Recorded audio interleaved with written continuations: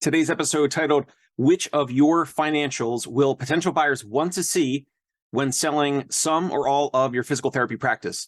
This is Dave Kittle on the Dave Kittle Show, and I'm the owner of Concierge Pain Relief, Home Physical Therapy in New York City, and the CEO of the Fieldmaker Group. We're currently acquiring practices in the New York and New Jersey area. And today we're talking about which of your financial documents will prospective buyers ask for or want to see. And at this point, you would have either had a broker or advisor or an intermediary in your corner to help procure and put together these documents, or you'll do it yourself and or with the help of your accountant or bookkeeper. So there's that. Then at some point, if you're speaking with one or more potential buyers, you will have executed and signed a mutual non-disclosure agreement with that potential buyer, whether it's us or some other buyer.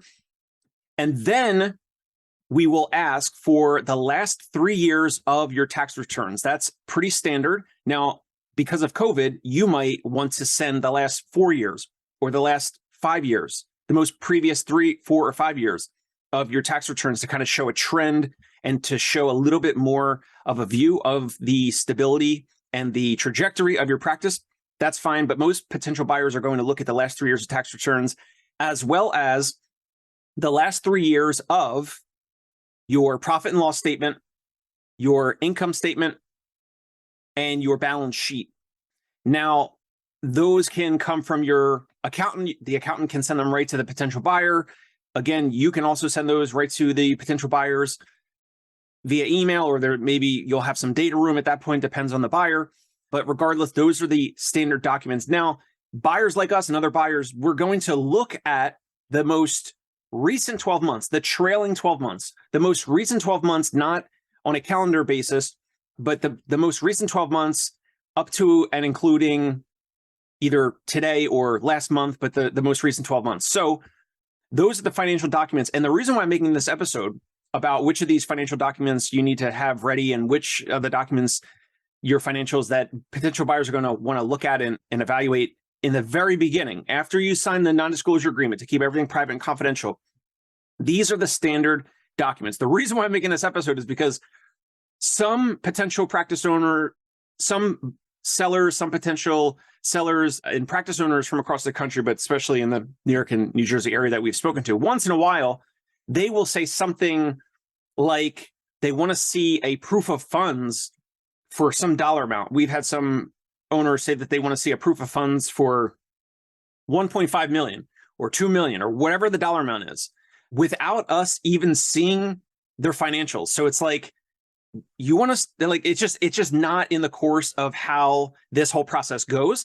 We just respectfully say that over a phone call or an email. Like, hey, obviously this is not going to, first of all, this is not going to happen. It doesn't happen that way if a broker or advisor or an intermediary is involved. The owners that are winging it and just going off the cuff and asking for a proof of funds, it's happened at least 2 or 3 times, obviously not mentioning any names, but the practice owners that say that, first of all, they do not know the process, and they are also trying to not look vulnerable. They want to they want to try to qualify potential buyers. They want to make sure that we're serious or some other buyer out there is serious. But making this episode because we want to convey that that is not the standard process.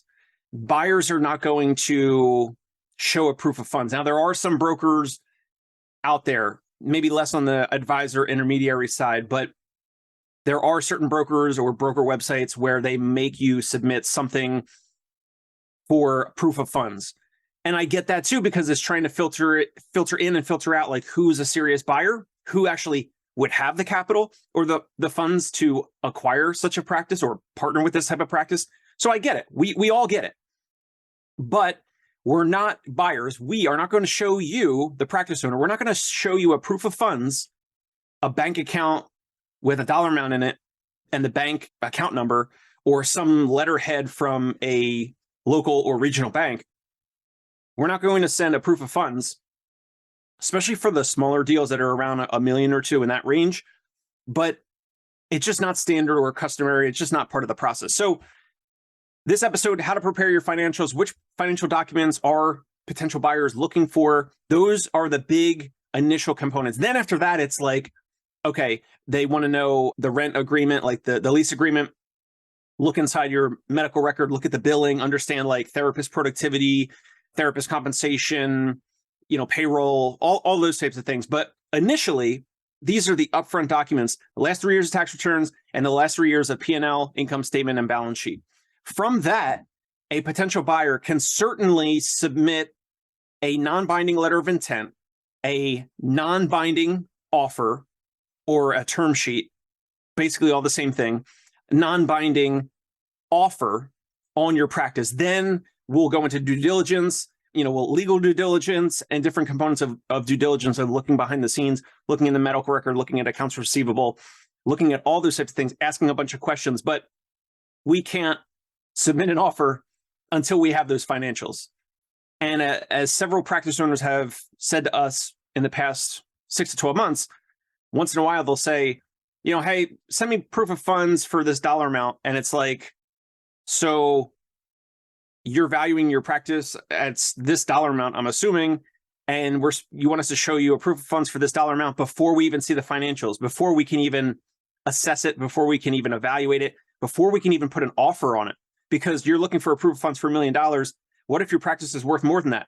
What if it's worth less than that? Like, why are we talking about proof of funds here when we have no idea what the value of the practice is? We need to see the financials to understand the value of the practice. Then we can make a serious, fair, competitive offer on the practice. So that's it for now. Subscribe if you find this valuable and helpful. Send this to one colleague, one practice owner, one clinic director. I would love for you to just copy the link of this episode. If you're watching on YouTube, if you're listening on iTunes or Spotify, send this link over a text message or email to one person that's like you, that's business-minded, that's serious, that's focused around helping the community, helping patients, but then is also entrepreneurial and is business-focused, and they want to learn more about the process of selling some or all their practice. I would appreciate that. We'll catch you next time on the Dave Kittle Show. Thank you. Hey, it's Dave Kittle. Are you a healthcare business owner or physical therapy practice owner who is looking to figure out your succession plan or exit strategy? We might be able to help. And in fact, we may be interested in acquiring your practice. If you're interested, you can reach out to me. Shoot me an email at dave@conciergepainrelief.com. That's DAVE@CONCIERGE painrelief.com, or you can call me at any time, 646-781-8884.